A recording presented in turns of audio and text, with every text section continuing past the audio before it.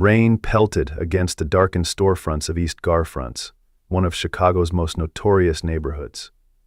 Samantha Rodriguez, CEO of Tech Shield Solutions, squinted at her phone's screen, her manicured fingers flying across the keyboard as she fired off another urgent email. She'd taken a wrong turn after her rideshare driver dropped her at what he insisted was the correct address. Now, in her Louboutin heels and carrying a Hermes Birkin worth more than most residents' monthly rent, she was the definition of a target. 3 shadowy figures emerged from an alleyway, their eyes locked on her expensive belongings. They began to follow her at a measured distance, exchanging subtle nods as they closed in on their unsuspecting prey. Samantha, absorbed in her digital crisis, remained oblivious to the danger stalking her through the rain-slicked streets.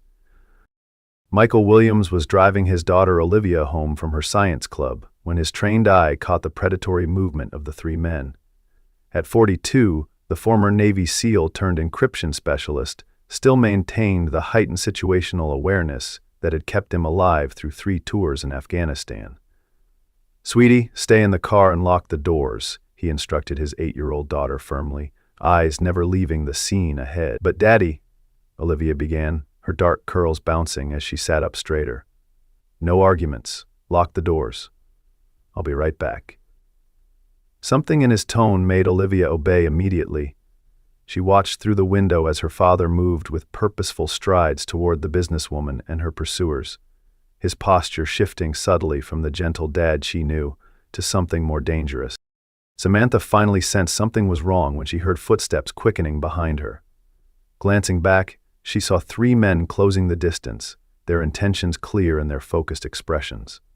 Her heart rate spiked as adrenaline flooded her system. She clutched her bag tighter and quickened her pace, searching desperately for a well-lit storefront or passerby, but the rain-emptied streets offered no refuge. Just as the closest pursuer reached out toward her shoulder, a calm voice cut through the tension. "I believe the lady has somewhere to be." The 3 men turned to find Michael standing a few feet away, his stance relaxed but alert. The leader of the group smirked. "Mind your business, man. Walk away while you still can." Michael's expression didn't change. "I'm afraid I can't do that, so here's what's going to happen instead. You're going to leave this woman alone, and the 3 of you are going to walk away. Now." What happened next occurred so quickly that Samantha could barely process it. The first man lunged at Michael, who moved with liquid precision. A blur of controlled movement ended with the attacker face down on the pavement, his arm bent at an angle that made his companions step back in alarm. The second man foolishly rushed forward, only to meet a devastating strike that left him gasping for air on his knees. The third, wisely choosing self-preservation, turned and fled into the darkness.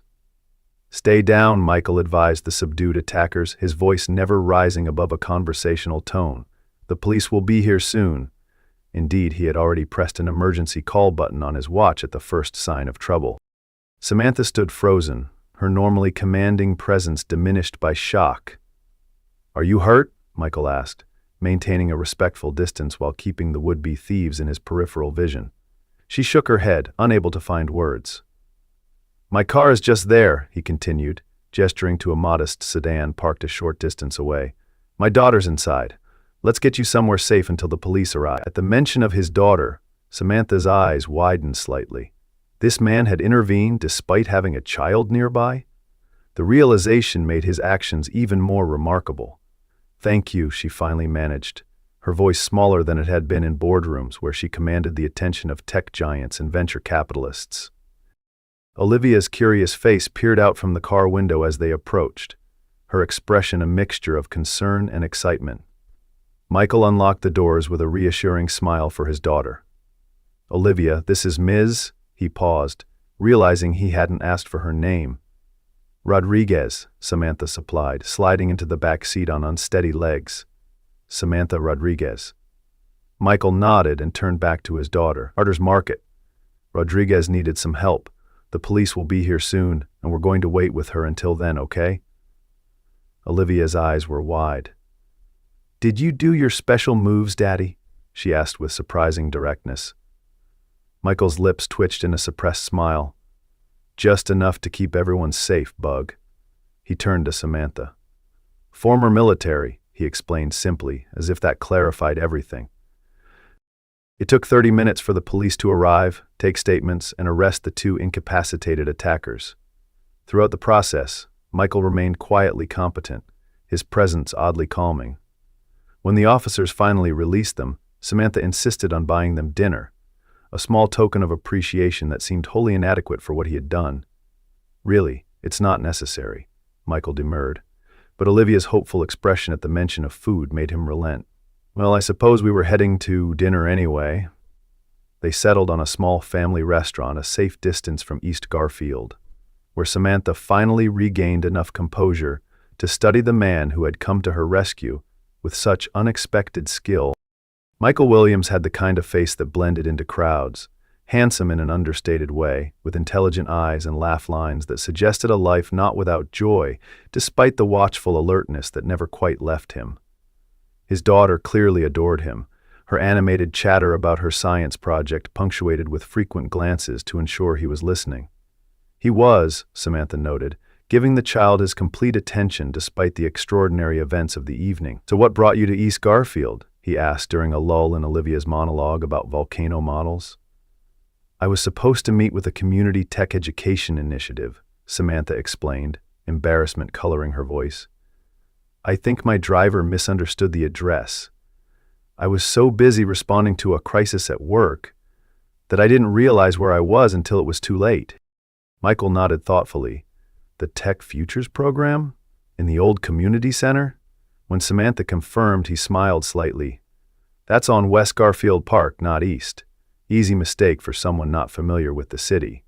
His lack of judgment was refreshing. In Samantha's world, such an error would have been mercilessly dissected for weaknesses in preparation and attention to detail. "You know the program?" she asked, curious.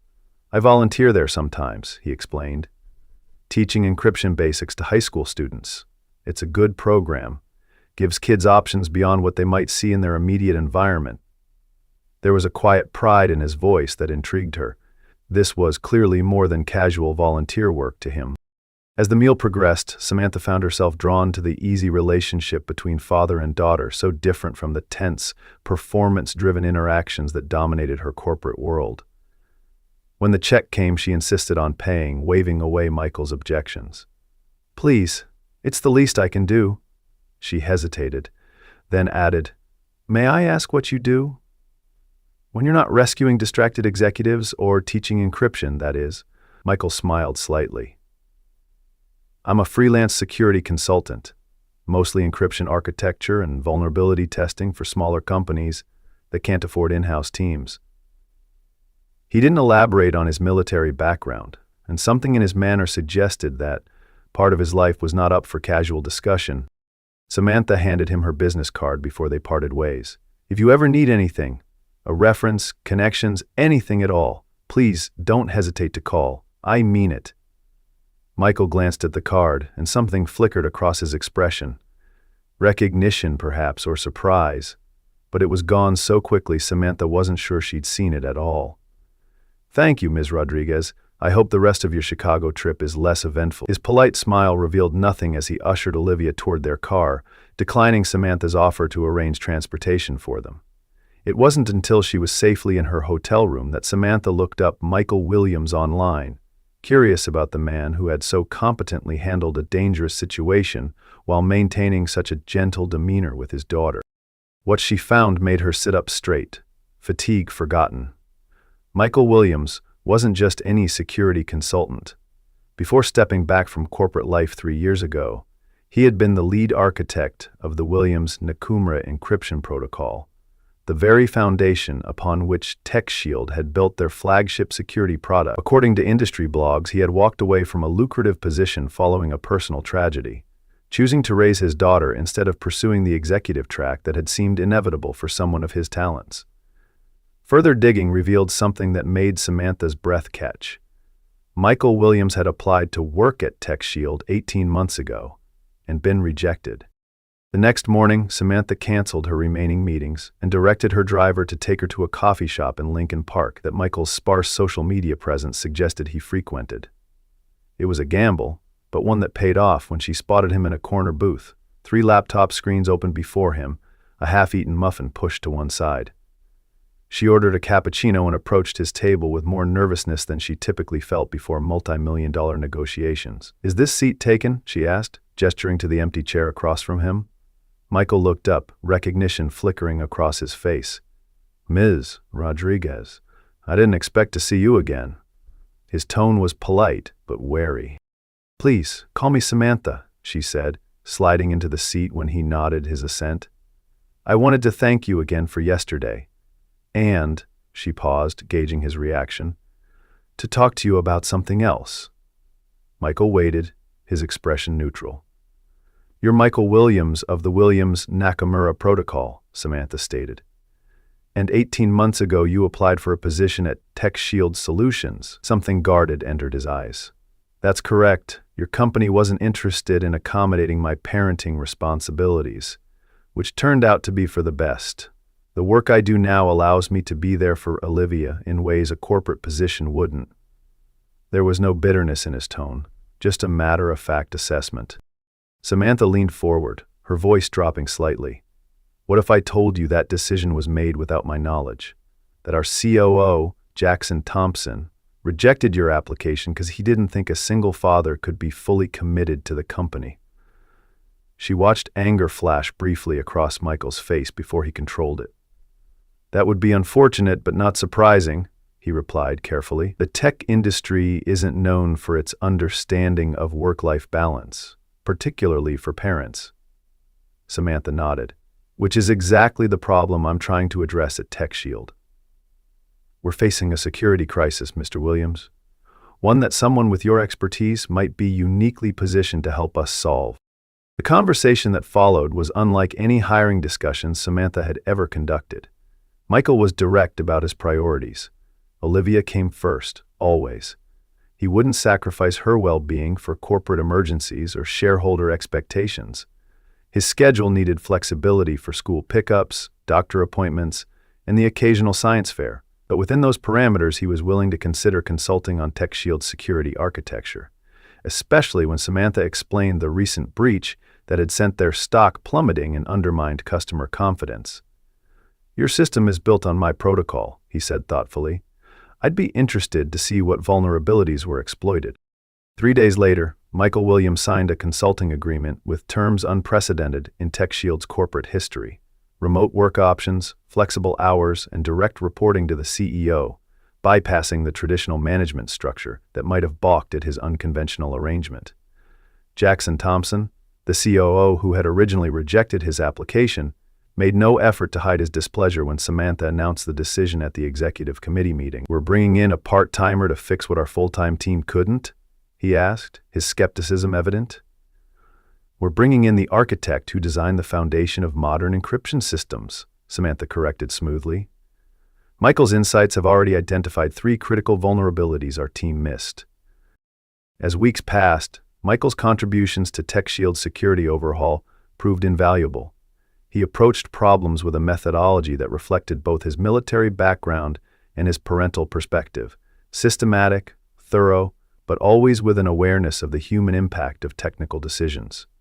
Samantha found herself increasingly drawn to his thoughtful approach, so different from the aggressive competition that characterized most of her professional interactions. They began meeting regularly outside the formal consulting structure: coffee discussions that evolved into dinner conversations, occasional weekend walks where Olivia would enthusiastically explain her latest science experiment, while the adults discussed encryption architecture and the future of tech security.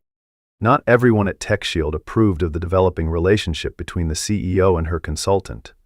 Office rumors ranged from accusations of favoritism to speculation about romantic involvement. Jackson Thompson made his disapproval clear during an executive committee meeting in early July. "The board is concerned about your judgment lately," he informed Samantha as they reviewed quarterly projections. "Bringing in an outsider with no current corporate experience, giving him access to our most sensitive systems, spending personal time with him outside of work. It raises questions." Samantha's expression hardened. "The board is concerned, or you are, Jackson, because Michael's security protocol has outperformed all projections. Our stock has recovered 15% since implementation. It's not just about results, Jackson persisted. It's about appearances. You're the face of this company, and you're frequently seen with a subordinate.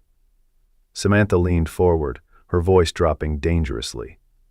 He's not a subordinate, he's a consultant who reports directly to me, and my personal time is my own. What neither of them knew was that as this conversation was taking place, Olivia was sitting alone in the school nurse's office with a high fever, trying repeatedly to reach her father.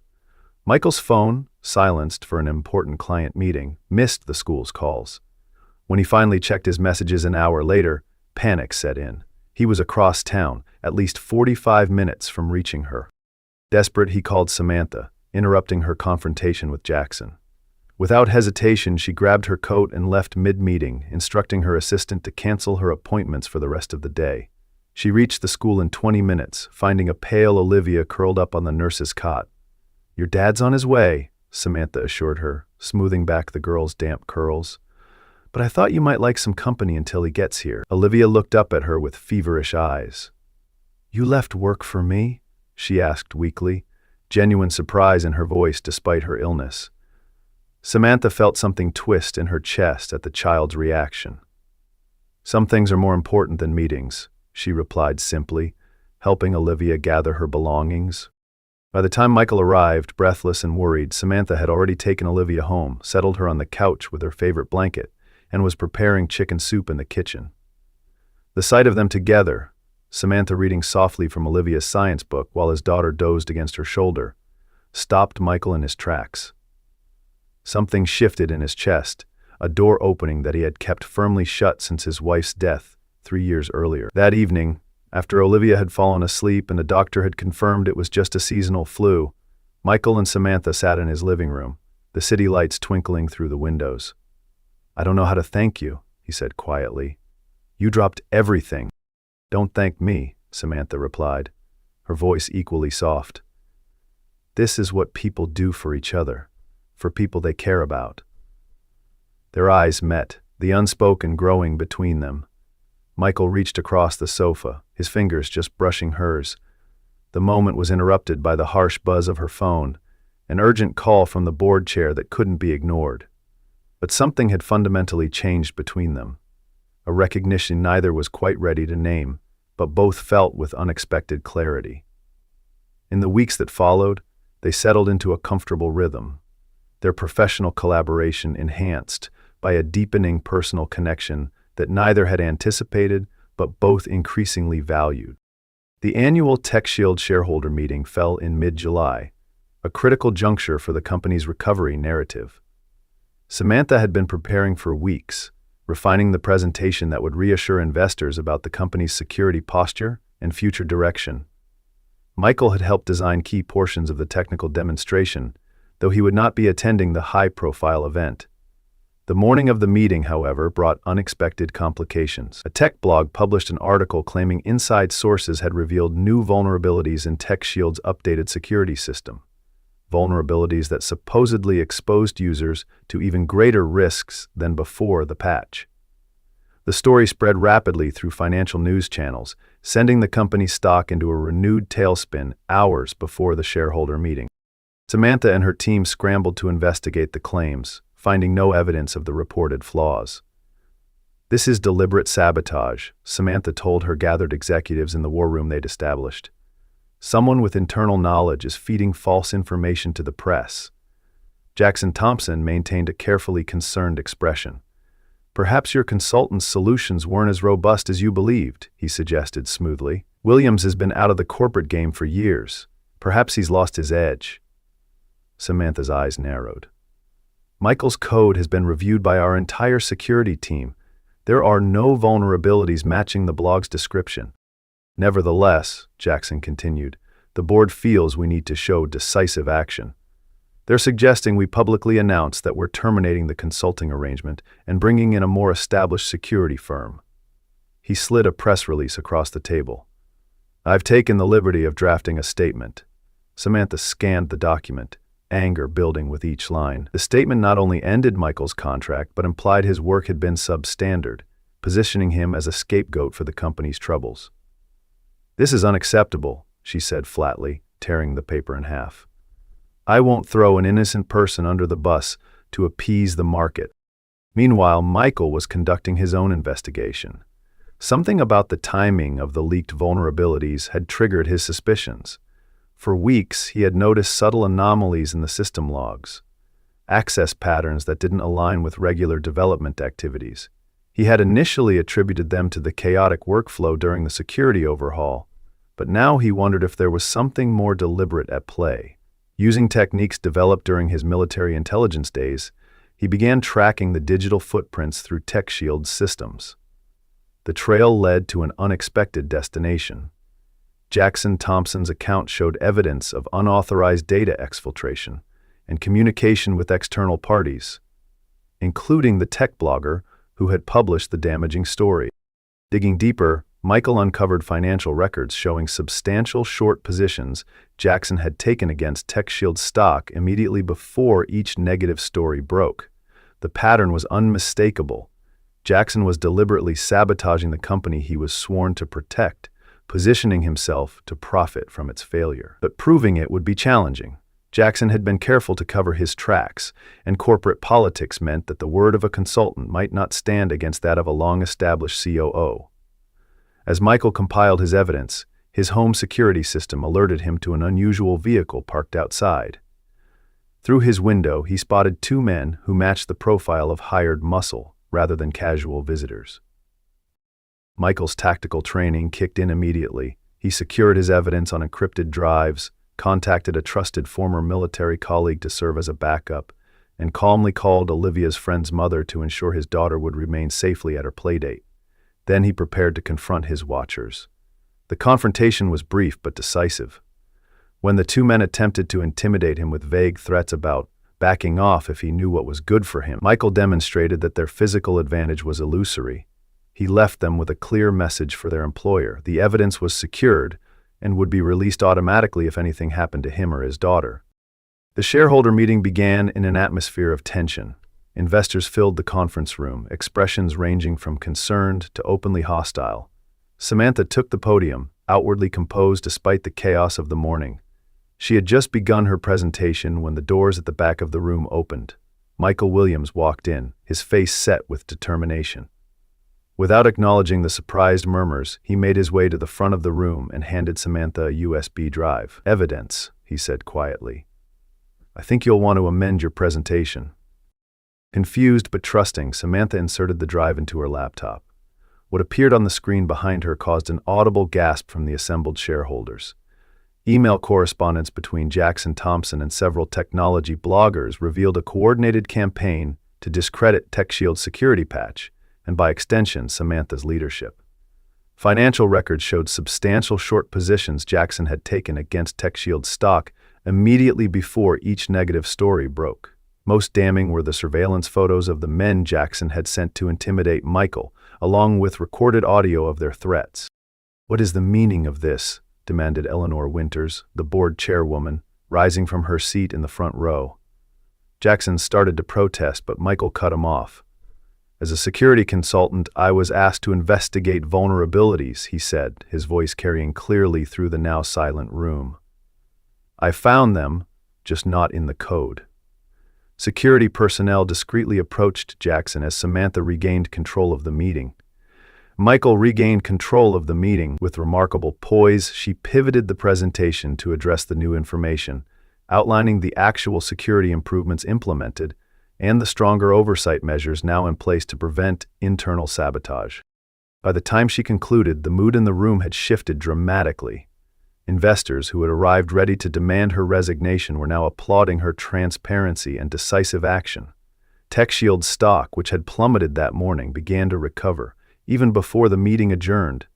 In the empty conference room afterward, Samantha found Michael gathering his belongings. "You could have been hurt," she said quietly, the implications of the day's revelations sinking in. "Those men Jackson sent," Michael shook his head. "I've dealt with worse. And I couldn't let him destroy what you've built, what we've been working to protect." "Why?" Samantha asked, stepping closer. "This wasn't your fight. TechShield rejected you, thanks to Jackson. You could have walked away." Michael looked at her steadily. Because some things matter more than corporate politics or personal grudges. Because what we're building here goes beyond Tech Shield. It's about creating technology that respects the humans who use it. He paused, then added more softly, and because I care about what happens to you, Samantha. More than I expected to. The admission hung between them, honest and unadorned. Samantha closed the distance between them, her hand finding his. I care too, she said simply. And I'm tired of pretending otherwise. Autumn brought sweeping changes to TechShield. Jackson Thompson faced securities fraud charges, while the company implemented Samantha's family-forward tech initiative, creating flexible working arrangements that acknowledged employees' lives outside the office.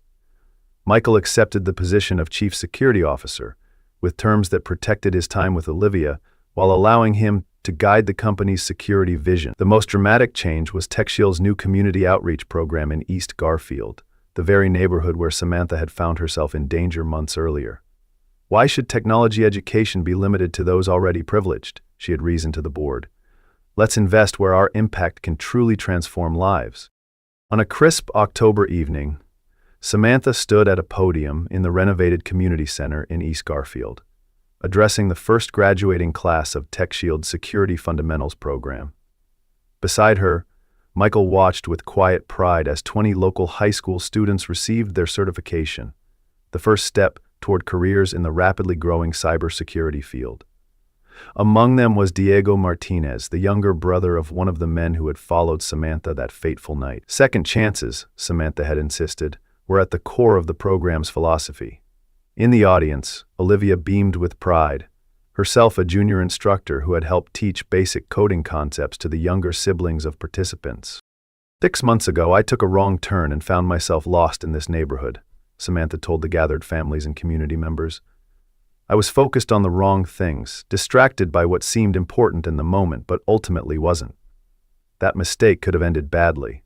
Instead, it led me here, to a new understanding of what technology should serve and what truly matters. She glanced at Michael and Olivia, her expression softening. We build security systems to protect what matters, but sometimes we forget to ask what truly matters. Is it quarterly growth, stock options, market dominance, or is it the people our technology impacts, the lives it enhances, the communities it strengthens, the relationships it fosters? As applause filled the room, Samantha knew with certainty that getting lost that rainy night had been the first step toward finding her way, not just through the dangerous streets of East Garfield, but through the equally treacherous landscape of a life defined solely by corporate success. In Michael and Olivia, she had found something she hadn't realized was missing, a family. And in her work with the community that had once frightened her, she had found purpose beyond profit margins. Sometimes, Samantha reflected as Michael's hand found hers beneath the podium, the most valuable security isn't found in encryption protocols or corporate firewalls, but in the connections we forge when we're brave enough to venture beyond our comfortable familiar paths.